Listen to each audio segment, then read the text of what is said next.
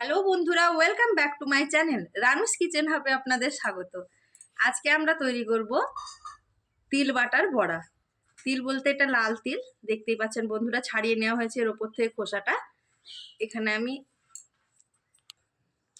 100 গ্রাম মতো তিল আমরা ভিজিয়ে নিব, আগে জলে ভিজিয়ে ভালো করে ধুয়ে নিব।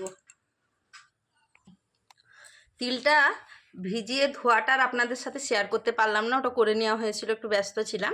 এখানে 4টা কাঁচা লঙ্কা নিয়েছি, এখানে দেখতেই পাচ্ছ বন্ধুরা 8খানা রসুন নিয়েছি, 8 কোয়া।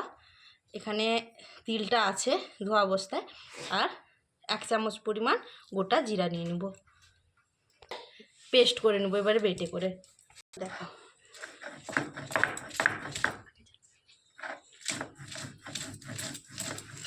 কিছুটা পেস্ট আগে বাটা হয়ে গেছে, আর এখানে 2খানা মিডিয়াম সাইজের পেঁয়াজ কুচিয়ে নেওয়া হয়েছে, দেখতেই পাচ্ছেন বন্ধুরা। এটা খুব বেশি প্লেন করব না, আধো আধো করে বাটবো বন্ধুরা। এইভাবে পুরোটা বেটে নেওয়া হলো। প্রথমে গ্যাসটা জ্বালিয়ে নেওয়া হলো, এবার কড়াইটা বসিয়ে দেওয়া হলো। এবার পরিমাণ মতো এতে লবণটা মিশিয়ে নেওয়া হবে।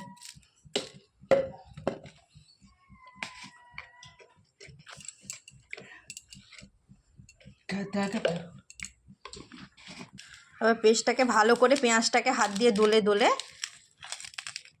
এই তিলের পেস্টের সাথে মাখিয়ে নেওয়া হবে।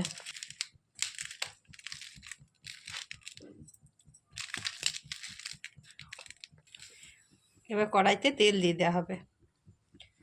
প্রথমে তেলটা কম দেওয়া হবে, খুন্তি দিয়ে তেলটা চারিদিকে, কড়াইয়ের চারিদিকে ভালো করে ছড়িয়ে নিতে হবে।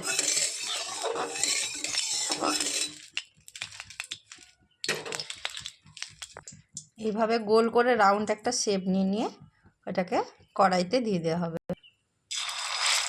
কড়াইতে তেলে দিয়ে ভালো করে উপর থেকে চেপে দেওয়া হবে, দিলে একটা গোলাকার শেপ আসবে। পেঁয়াজটা বন্ধুরা আপনারা ছিলে বেটেও নিতে পারেন, ভালো করে পেঁয়াজের পেস্ট করেও দিতে পারেন। আবার পেঁয়াজ যদি নাও দিতে চান তাতেও শুধু রসুন দিয়েও করা যেতে পারে এটা। এভাবে 4টে বড়া বসিয়ে নেওয়া হয়েছে, কারণ একটু ফাঁকা জায়গা রাখতে হবে। আর একটা এদিকে দেওয়া যেত, কিন্তু এটা উল্টানোর সময় অসুবিধা হবে। একটু ভালো করে লাল লাল পিছন সাইডটা ভাজা হয়ে গেলে দিলে ওটাকে উল্টে আর একটা সাইড ভেজে নেওয়া হবে। দেখতে পাচ্ছ বন্ধুরা, এই যে এইভাবে এক সাইডটা লাল হয়ে গেলে এটাকে উল্টে নিয়ে আর একটা সাইড লাল করার হওয়া পর্যন্ত আমরা অপেক্ষা করব।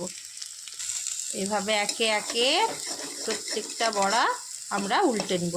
দেখতেই পাচ্ছ একটা সাইড কি সুন্দর কালার চলে এসছে।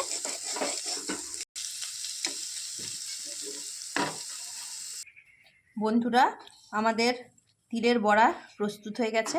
2 সাইডটা উল্টে পাল্টে ভালো করে ভেজে নিলেই এটা খুব মচমচে করেও ভাজা করা যায়, আর হালকা ছ্যাঁকা লাগিয়েও খাওয়া যেতে পারে। আবার আপনারা কাঁচা বেটে এর সাথে পেঁয়াজ লঙ্কা রসুন যেভাবে বাটলাম দিয়ে লবণ মাখিয়ে টক টক পান্তার সঙ্গে বা গরম গরম ভাতের সঙ্গে পরিবেশন করলে আপনারা খেতে পারেন এই সুস্বাদু খাবারটি। বন্ধুরা কাদের বাড়িতে এই তিলের বড়া হয় আপনারা কমেন্ট করে জানাবেন, আর আমি যেভাবে দেখালাম ঠিক এইভাবে রান্না করে বাড়িতে খাবেন, কেমন লাগলো সেটাও অবশ্যই আমাকে জানাবেন। তো আজকের মতো টাটা।